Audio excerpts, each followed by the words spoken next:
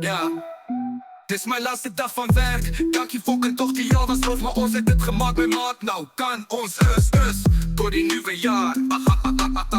Dan begin ons weer van voorbraak. Zien jullie volgende jaar, bitches.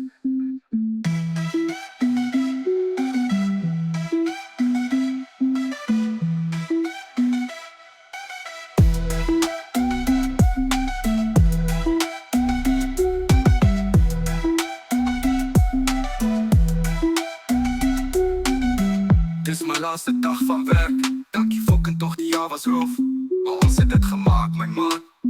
Nou kan ons rust door die nieuwe jaar.